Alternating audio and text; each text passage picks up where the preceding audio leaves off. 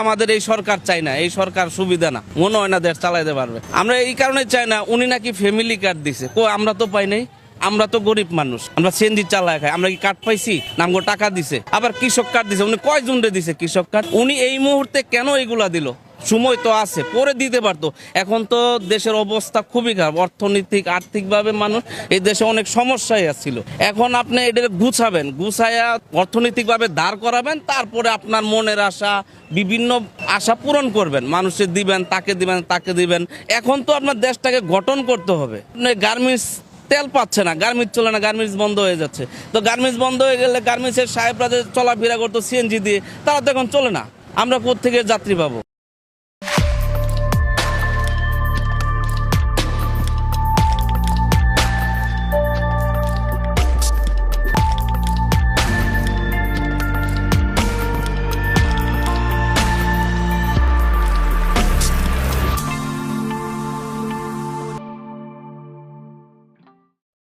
দেখেছেন সাধারণ মানুষ কেমনে ক্ষোভ প্রকাশ করিচ্ছে? কেন সাধারণ মানুষের ক্ষোভ বাড়িচ্ছে? বিএনপি তো 3 মাস পার করিছে সরকারে, তো এই ক্ষোভের সাথে বিএনপির প্রথম 3 মাসের শাসনের কোনো সম্পর্ক আছে কি? কেন এই কথা কইতেছি? কারণ এই 3 মাসে বেড়াছেড়া করে ফেলিছে বিএনপি, আরো বেড়াছেড়া হবি সামনে। আমির খসরু ওই যে ইন্ডিয়ান মালডা অমিত শাহের সামনে কুজা হয়ে দাঁড়ায় থাকে না, পেন নাম করে, ওইটাই উই কইছে ইকোনমি ঘুইরা দাঁড়াইতে 2 বছর সময় লাগবে। আর অর্থনৈতিকভাবে একটা ভীষণ আমরা ঋণাত্মক অবস্থায় আছি। এখান থেকে প্রথমে আমরা এখান থেকে বের হতে হবে, তারপরে অর্থনীতি সামনের দিকে যাবে। আপনারা নিশ্চয়ই লক্ষ্য করেছেন, আমি বলছি 2 বছর সময় লাগবে অর্থনীতি ঘুরে দাঁড়ানোর জন্য। দেখেছেন 2025-এর জুন মাসে এই ইন্ডিয়ান মালটাই কইছিল এখান থেকে ঘুরে দাঁড়াইতে একটা নির্বাচিত সরকার হইতে হবে, কারণ দেশে নাকি মাজুল অবস্থা, রিজার্ভ নাই, ফরেন কারেন্সি নাই, এই নাই ওই নাই। ইন্ডিয়ান মালটা কইছিল বিএনপি ক্ষমতায় গেলে 18 মাসে কয়েক কোটি চাকরি সৃষ্টি করবে। ওরে জিগাইন তো, কথাটা কইছিল নভেম্বর 2025-এ, মানে নির্বাচনের 3 মাস আগে। তো সে আগেই জানতো তো দেশের ইকোনমি অবস্থা মাজুল, ওই তো নিজেই কইছে। তখন কইছিল যে কয়েক কোটি চাকরির বাস্তবায়ন পরিকল্পনা নাকি হয়ে গেছে। তাহলে এখন ইকোনমি ঘুরে দাঁড়ানোর কথা আসতেছে কেন? নির্বাচন হইলে তো সব ঠিক হয়ে যাওয়ার কথা, ঠিক কিনা? কয়েক কোটি চাকরির ব্যবস্থা করতে হবে। ইকোনমি কি অবস্থা আছে ওইটা আমাদের দেখার বিষয় না। বিএনপির লোকেরা আওয়াজ দিতেছে ইকোনমির অবস্থা খারাপ তো ইলেকশনের আগেই জানতা, এখন চিক্কর পারো কেন?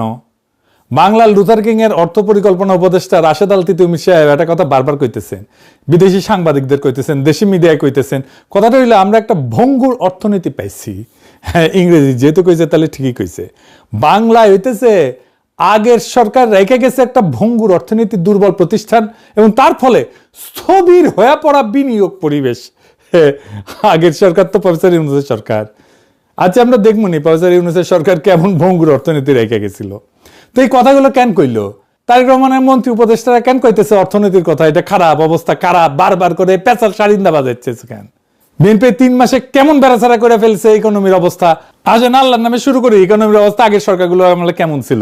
আমি হাসিনার সরকারের আমলের কথাও বিবেচনা নিতেছি, তাহলে বোঝা যাবে বিএনপি কেমন করিচ্ছে। হাসিনার আমলে IMF $4.7 বিলিয়ন লোন প্যাকেজ অনুমোদন করেছিল। IMF কিন্তু তখন বলে নাই অর্থনীতি ভঙ্গুর, বলছিল সংস্কারের যোগ্য, সেজন্যই লোন দিছে। হাসিনা 3 কিস্তি পাইছিল ওই লোনের। হাসিনা পলাইছে, ইউনূস বসছে। 11 মাস পরে IMF কি করলো? 2 কিস্তি একসাথে ছাড়লো এবং প্যাকেজ বাড়ায় 4.7 থেকে 5.5 বিলিয়ন করলো। IMF এর ভাষায় তখন IMF কইছিল বাংলাদেশের কর্মসূচির বাস্তবায়ন সামগ্রিকভাবে সন্তোষজনক হয়েছে। কঠিন রাজনৈতিক এবং অর্থনৈতিক প্রেক্ষাপট সত্ত্বেও অর্থনৈতিক ভঙ্গুর হইলে IMF 2 কিস্তি একসাথে দেয় না, উল্টা প্যাকেজ কেটে দেয়। তারপরে বিএনপি 17 ফেব্রুয়ারি ক্ষমতা নিল 2026-এ। 3 মাসের মধ্যে কি হইল? IMF $1.3 বিলিয়ন কিস্তি আটকে দিল। কেন? হাসিনার আমলে আটকায় নাই, ইউনূসের আমলে আটকায় নাই, বিএনপির আমলে আটকাইলো কেন? কারণ ইকোনমির অবস্থা জয় বাংলা হয়েছে।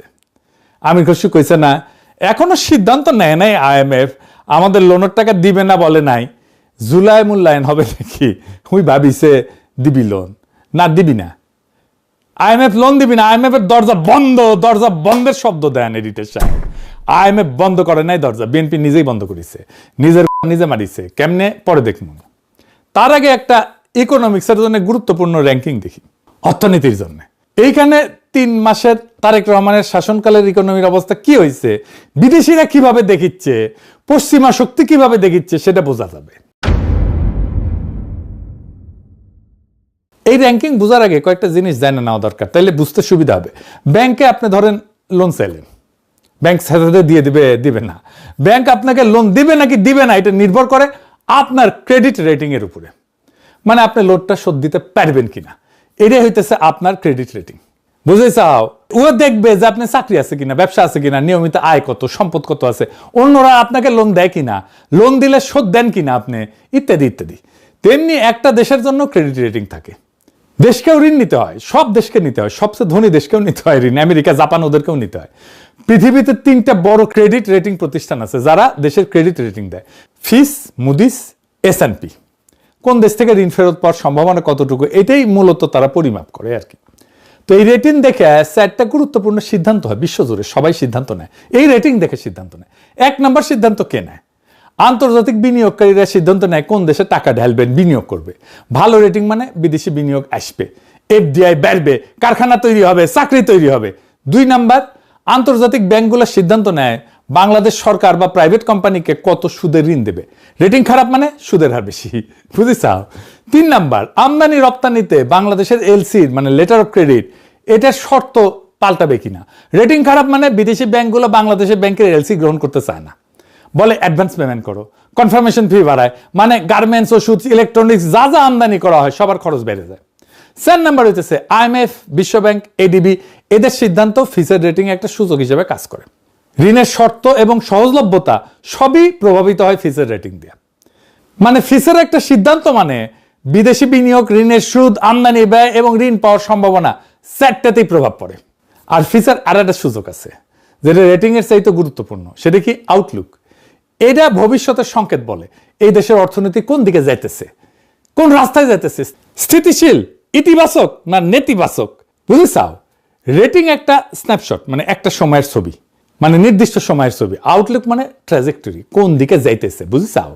তো আউটলুক যখন স্থিতিশীল, বিনিয়োগকারীরা তখন স্বস্তি পায়, রেটিং নামার সম্ভাবনা কম। আউটলুক যখন নেগেটিভ, তার মানে বোঝা যাচ্ছে আগামী 12 থেকে 24 মাসে রেটিং আরো নামবি, বিনিয়োগকারীরা দূরে সরে যাবে, ঋণের সুদ বাড়বি, দেশের অর্থনৈতিক ফাঁস টান হয়ে বসবি। এখন এই কাঠামো মাথায় রেখে বাংলাদেশের ফিচের ইতিহাসটা দেখি, ফিচ কি কি রেটিং দিছিল, কখন কি দিছিল, কেমন দিছিল সেটা। হাসিনার শেষ সময় 27 মে 2024 ফিচ রেটিং দিল, নামাইছিল BB- থেকে B+ নামাইছিল। প্লাস মানে বেশি না, খারাপ, কিন্তু আউটলুক রাখছিল স্থিতিশীল। IMF লোন দিছে। ইউনুসের আমলে 22 মে 2025 ফিচ B+ এটা রাখছিল, আউটলুক স্থিতিশীল রাখছিল। রেমিটেন্স 28% বৃদ্ধি পাইছিল, গার্মেন্টসের রপ্তানি 10% বৃদ্ধি পাইছিল, সব ফিচ স্বীকার করেছে। বিএনপি বিজয়ের পরপরই ফেব্রুয়ারি 2026 ফিচ কইছিল যে B+ ঠিক আছে, স্থিতিশীল, বহাল রাখছে। ফিচ বলছিল যে 12 ফেব্রুয়ারি নির্বাচন স্বল্প মেয়াদী রাজনৈতিক এবং নীতিগত অনিশ্চয়তা কমাইছে, মানে পজিটিভলি দেখছিল, ইতিবাচক ভাবে দেখছিল। 17 এপ্রিল 2 মাস পরে IMF কইল তোমার ঋণের যে কিস্তি বাকি আছে যেটা ছিল তা দিমু না, কারণ তুমি সংস্কার করতেছো না। তার 3 সপ্তাহ পরে 13 মে 2026 বিএনপি 85 দিনের মাথায় বাংলাদেশের আউটলুক স্থিতিশীল থেকে নেতিবাচক করে দিল, ফিচ ধপাস করে পড়লো। 3 মাস যা নাই, স্থিতিশীল থেকে নেগেটিভ করলো। তো ফিচ কেন এই সিদ্ধান্ত নিল? ফিচ বলছে আর্থিক খাত সংস্কার না হওয়া, ব্যাংকিং খাতের খেলাপি ঋণ এটা 30%-এর বেশি, আর জিডিপি গ্রোথ এটা নোজ ডাইভ দিতেছে, মানে নাক যে এটা নোজ ডাইভ দিতেছে। 2026 এটা 3.7 হবে, সামনের বছর আরো কমবে, 3.5% হবে। কোভিডের টাইমে এই লেভেলে নামিছিল। এখন কইবেন জিডিপি কি, এটা খায় না মাথা দেয়, জিডিপি বাড়লে আমার কি লাভ? এটা আমি আগে কইছি, আবারও কই।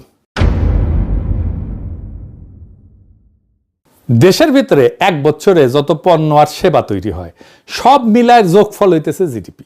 চা দোকানের চা থেকে শুরু করে গার্মেন্টসের সার, ডাক্তারের ফি, রিক্সা চালকের ভাড়া, সব। আর গ্রোথ মানে কি? গত বছরের চেয়ে এই বছর কত শতাংশ বেশি তৈরি হইল। 5% গ্রোথ মানে গত বছর যা হয়েছিল এই বছর তার চেয়ে 5% বেশি, 5% বেশি। গত বছর 100 হইলে এবছর 105। বুঝেছাও? ধরেন একটা গ্রামে গত বছর 100 টাকার পণ্য তৈরি হলো, এই বছর তৈরি হলো 106 টাকার, তাহলে গ্রোথ হইল 6%। তো এই সাধারণ মানুষের জীবনে এর কি প্রভাব? গ্রোথ ভালো হইলে 6 থেকে 7% হইলে এটা ভালো গ্রোথ বলা হয় দেশের ক্ষেত্রে। কারখানা বাড়ে, চাকরি বাড়ে, ব্যবসায়ীর হাতে টাকা আসে, কর্মচারীর বেতন বাড়ে, সরকারের ট্যাক্স বাড়ে, রাস্তাঘাট, হাসপাতাল, স্কুলে খরচ বাড়ানোর সুযোগ হয়, দোকানে বেচাকেনা বাড়ে, ছোট ব্যবসায়ী লাভ পায়। গ্রোথ কম হইলে এটা 3 থেকে 4% হচ্ছে কম গ্রোথ। নতুন চাকরি কম তৈরি হবে, বেতন বাড়বে না, জিনিসপত্রের দাম বাড়বে, কিন্তু তরুণরা বিদেশে যাইতে চাইবে, ব্যবসায় বিনিয়োগ করতে চাইবে না। তাইলে আগের বছরগুলোর জিডিপি হিসাব দেখায়, তাহলে ভালো বুঝতে পারবেন যে আমাদের জিডিপি কোন দিকে যাইতেছে। এইটা সাহেব একটা গ্রাফ ক্রিয়েট করে দেখান।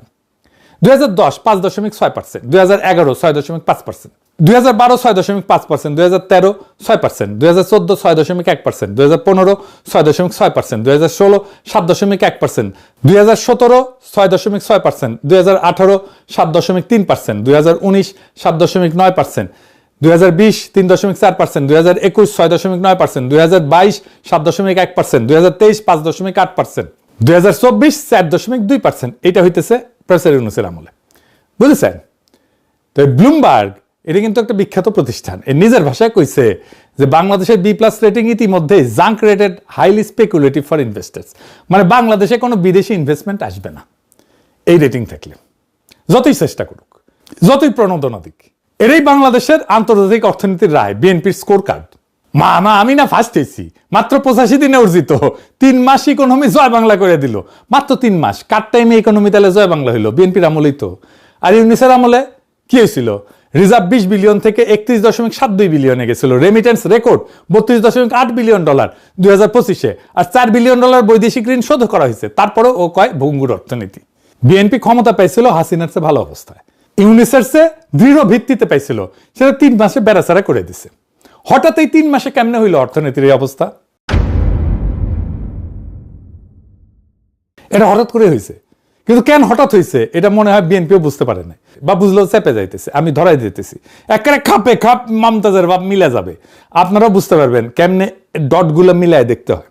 মূল কারণটা IMF এর লোন না পাওয়া, আর IMF এর লোন পাওয়ার বিষয়টা যুক্ত সংসদে পাশ হওয়া একটা আইনের সাথে। আর সংসদে পাশ হয় আইনটা বিদ্যুতের ক্যাপাসিটি চার্জের সাথে যুক্ত। মাথা ঘুরতেছে, কই থেকে কই গেলাম। আপনাদের মনে আছে আমি আগের এপিসোডে কইছিলাম ইউনূস সরকারের অধ্যাদেশ করে কুইক রেন্টাল অধ্যাদেশ বাতিল করে 28 নভেম্বর 2024। সেইটা 10 এপ্রিল 2026-এ বিএনপি আইনে পরিণত করে, কিন্তু হুবহু না। প্রফেসর ইউনূস যেটা করছিল সেটা হুবহু না, একটা সুডো শয়তানি করে, একটা ছোট ক্লজ লাগায় দেয়। সেই ক্লজে আছে এই আইন বাতিল, কিন্তু আইনের অধীনে হওয়া সব চুক্তি বৈধ। বিয়া বাতিল, কিন্তু বাচ্চা যেটা হয়েছে সেটা জাউরা না, সেটা বৈধ। চুরি অপরাধ, কিন্তু চুরির মালটা বাসায় আছে চোরের, তা বৈধ। তার মানে আপনি যেহেতু ক্যাপাসিটি চার্জের চুক্তিকে বৈধ বলতেছেন, তাতে আপনি ক্যাপাসিটি চার্জ দিয়েই যাইবেন। তো ক্যাপাসিটি চার্জ নিলে সমস্যা কি? দিলে লাগে টাকা দিবে গৌরী সেন, সরকারি মাল দরিয়ামে ঢাল, তো আমাদের কি? IMF এর কি? এইখানে IMF এর সাথে লাগিয়েছে প্যাস। IMF এর কাছে বাংলাদেশ সরকার একটা প্রতিশ্রুতি দিছে, চলতি অর্থ বছরে বিদ্যুৎ ভর্তুকি সর্বোচ্চ 37,400 কোটি টাকা। এটাই সিলিং, এর চেয়ে বেশি দিতে পারবে না। আপনি IMF এর লোন চাইলে বিদ্যুৎ খাতে 37,400 কোটি টাকার বেশি ভর্তুকি দিতে পারবেন না। এখন জানেন তো বিদ্যুৎ ভর্তুকির 97% ক্যাপাসিটি চার্জ। এই বছর ক্যাপাসিটি চার্জ দিতে হবে 42,618 কোটি টাকা। বিএনপি ইউনূস সরকারের অধ্যাদেশ আইনে পরিণত করলে একেবারে যা ছিল সেই রকম, 1 টাকাও ক্যাপাসিটি চার্জ দিতে হইতো না, কারণ চুক্তিগুলো অবৈধ হয়ে যেত। চুক্তি অবৈধ হইলে ক্যাপাসিটি চার্জ দেওয়ার কোনো দায় নাই। এই 42,618 কোটি টাকার ক্যাপাসিটি চার্জ কি বিএনপি সরকার এমনি এমনি দিবে হাসিনা মাফিয়াদের? হ্যাঁ, না তো। যাদের দিবে তাদের সাথে সিস্টেম করেছে, আমারও দেন, আপনিও খান, আমিও খাবো, আমি কি তোমার পর? হ্যাঁ, এটা কয় আর এই জিনিস নেয়। হ্যাঁ, কয় পার্সেন্ট নেবে জানি না, 10% নিতে পারে, 10%ও কম না। ঠিক গুনে গুনে এর 6 দিন পরে 16 এপ্রিল ওয়াশিংটনে IMF এর কৃষ্ণা শ্রীনিবাসন ঘোষণা করলো IMF এর কিস্তি দিবি না। ঠিক তার 4 সপ্তাহ পরে ফিচের রেটিং কমলো। মিলে এবার ওই যে এপিসোডের শুরুতে ক্লিপটা দেখাইছিলাম, এডিটর সাহেব আবার দেখান। আমাদের এই সরকার চাই না, এই সরকার সুবিধা না, মনে হয় না দেশ চালাইতে পারবে। আমরা এই কারণে চাই না। উনি নাকি ফ্যামিলি কার্ড দিছে, আমরা তো পাই নাই। আমরা তো গরিব মানুষ, আমরা সিএনজি চালায় খাই। আমরা কি কার্ড পাইছি? নামগো টাকা দিছে। আবার কৃষক কার্ড দিছে, উনি কয়জন দিছে কৃষক কার্ড? উনি এই মুহূর্তে কেন এগুলা দিল? সময় তো আছে, পরে দিতে পারতো। এখন তো দেশের অবস্থা খুবই খারাপ, আর্থিকভাবে মানুষ এই দেশে অনেক সমস্যায় আসছিল। এখন আপনি এটা গুছায়া অর্থনৈতিকভাবে দাঁড় করাবেন, তারপরে আপনার মনের আশা, বিভিন্ন আশা পূরণ করবেন, মানুষের দিবেন, তাকে দিবেন। এখন তো আপনার দেশটাকে গঠন করতে হবে। গার্মেন্টস তেল পাচ্ছে না, গার্মেন্টস চলে না, গার্মেন্টস বন্ধ হয়ে যাচ্ছে। তো গার্মেন্টস বন্ধ হয়ে গেলে গার্মেন্টসের সাহেবরা যে চলাফেরা করতো সিএনজি দিয়ে, তারা তো এখন চলে না। আমরা কোত্থেকে যাত্রী পাবো? এই লোকটা অর্থনৈতিক সংকটের ধাক্কা আগেই বুঝতে পেরেছে, বুঝিছাও? ওরা এভাবেই আগে বুঝে সব সংকট, ওদের গায়ের উপরে দিয়ে যায়। তো এখন আমরা প্রশ্ন করতে পারেন কি হইতে পারে সামনে। দেখেন, হাসিনার আমলে আমি কইছিলাম হাসিনা দুর্বল হইতেছে, তার রিজার্ভ জয় বাংলা হয়ে যাইতেছে জন্য। হাসিনা এমন মডেলে তার ইকোনমিতে চালাইতো, এটা কোলাপস করতোই। বাংলাদেশের ইকোনমি কখনোই কোনো দীর্ঘমেয়াদী পরিকল্পনা করে সাজানো হয়নি, কেউ করে নাই। দেশ গড়া মানে তার ইকোনমি গড়া, এইটা সহজ কাজ না। আমরা যদি বলেন আপনি কেমনে করতেন, আমি সেটা বলতে পারি। আমার অর্থনৈতিক চিন্তার রাস্তাটা কেমন, আসেন সেটা আলাপ করি, শুনে রাখা ভালো, খারাপ না। তাইলে বুঝবেন যে আমি ফাঁকা কথা কইতেছি না। দেখেন, আমির খসরুর এই যে 2 বছর লাগবে, এটা আজকের কথা না, এটা 77 বছরের কাহিনীর সর্বশেষ এপিসোড। এই কথা শুনেই আসতেছেন, আগামী 100 বছর ধরে শুনে আসবেন, কিছুই বদলাবে না। কেন বদলাবে না জানেন?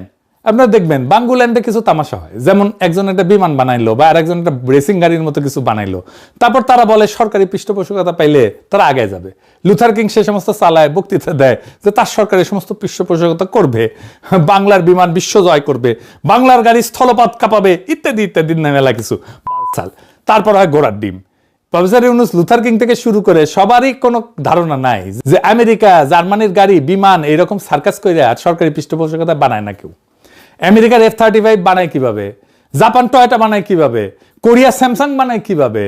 উত্তর সিম্পল, ওই দেশগুলো সরকার এগুলো বানায় না, পৃষ্ঠপোষকতা দেয় না, বানায় তাদের private corporation. Lockheed Martin F-35 বানায়, ডাসল রাফেল বানায় ফ্রান্সে, সাদের রকেট পাঠাইছিল না স্যাটার্ন 5, ওরা বানাইছিল বোয়িং ডগলাস নর্থ আমেরিকান মিলে। নাসা শুধু কন্ট্রাক্ট ম্যানেজ করছিল। সরকার কি করে? টাকা দেয়, স্পেসিফিকেশন দেয়, কন্ট্রাক্ট আউট করে, প্রাইভেট কর্পোরেশন ডিজাইন করে, বানায়, ডেলিভারি দেয়। কারণ বাংলাদেশের দিকে তাকান, আমাদের প্রাইভেট সেক্টরে কি আছে? এসালম, সামিট, বসুন্ধরা, বেক্সিমকো, এগুলো তো বড় বড় নাম, তাই না?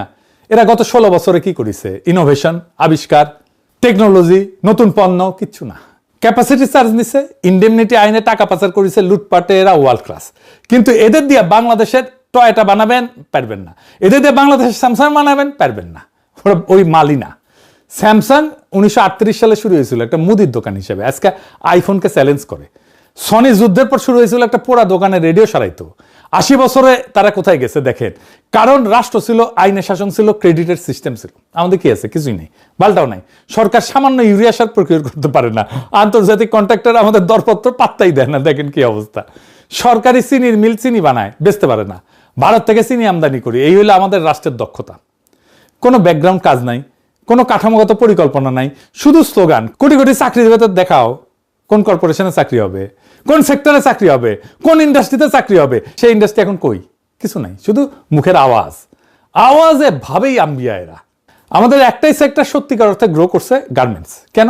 এটা লো স্কিল, সস্তা শ্রম, এক্সপোর্ট। মাঝখানে আমাদের কন্ট্রিবিউশন কি? সস্তা শ্রমটা আমাদের কন্ট্রিবিউশন, আর কিছু না। বুদ্ধি না, টেকনোলজি না, ইনোভেশন না, শুধু সস্তা শ্রম। 40 বছরে আমরা এই ফাঁদ থেকে বের হইতে পারতেছি না। ভিয়েতনাম পারছে, চীন পারছে, আমরা পারি নাই। কারণ আমাদের কোনো স্যামসাং নাই, কোনো হুয়াওয়ে নাই। আমাদের আছে এসালম যে ব্যাংক লুটে, আমাদের আছে দরবেশ বাবা যে শেয়ার বাজার লুটে। বাংলাদেশে প্রকৃত উৎপাদনশীল কর্পোরেশন গড়ে তুলতে হবে। ইঞ্জিনিয়াররা এই দেশে কাজ করুক, মালয়েশিয়ায় না, কানাডায় না, দেশে বেস্ট ব্র্যান্ডগুলো দেশেই থাকুক। থাকে না তো বেস্ট ব্র্যান্ডগুলো, এটা বড় সমস্যা। তো এইটার জন্য দরকার আইনের শাসন, এফিশিয়েন্ট একটা ক্রেডিট সিস্টেম, স্বচ্ছ প্রকিউরমেন্ট, প্রকৃত শিক্ষা, রাজনৈতিক স্থিতিশীলতা এবং সবচেয়ে গুরুত্বপূর্ণ লুটেরা অলিগারদের শাস্তি, যাতে নতুন প্রজন্ম দেখে যে লুটপাট করে কেউ পার পায় না। এইসব 2 বছরে হবে না, 5 বছরেও হবে না, এক প্রজন্ম লাগবে। কিন্তু এই কাজ আজকে শুরু না হইলে 2050 সালেও আমরা একই জায়গায় থাকবো।